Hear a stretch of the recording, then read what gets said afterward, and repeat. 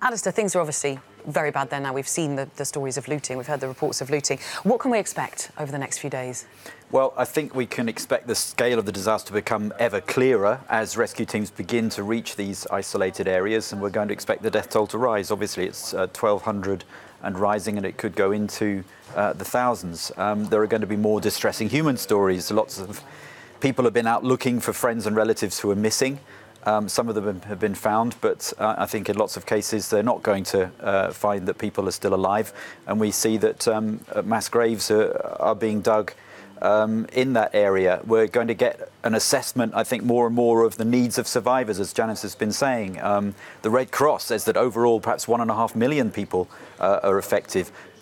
Palu, the main city, is absolutely flattened, as we've seen. The airport's been damaged, hospitals have been damaged, supplies of food and water and fuel running low, looting, as we've seen in the shops, and these are not criminals, these are just ordinary families who are getting more and more desperate. The government is sending aid, but it's very slow. There's an international effort getting underway as well. Many parts of Sulawesi Island, though, are very remote, difficult to reach by road at the best of times, never mind when there's been an earthquake and a tsunami, and aid workers are being hampered by mud and the difficult conditions, and as Janice said, a lack of equipment. And even when, of course, they do get there, they've got to be very careful when they sift through the debris.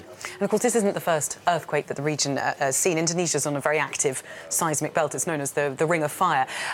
Is there more that the country should be doing to try and manage its response? Well, of course, this was the same question that was asked after the 2004 earthquake and tsunami, and so you could say, well, what's gone wrong this time? There was a warning system, but it has been criticised now, suggestions it wasn't working properly. The authorities say an alert was sent out. Was it lifted too early in Palu?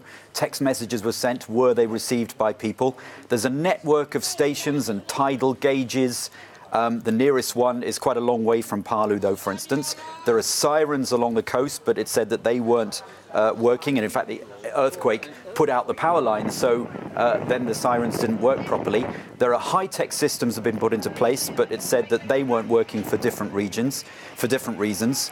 But you could say also that despite the technology, Indonesia, just the geography, the 17,000 islands, thousands of miles apart. The 2004 tsunami was thousands of kilometers away from where this has happened in Palu.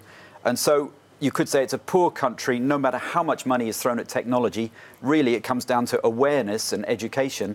And there's evidence testimony here that a lot of people simply didn't seem to be aware of what to do when the alert went out, because they were still hanging around in coastal areas and not looking to get to higher ground.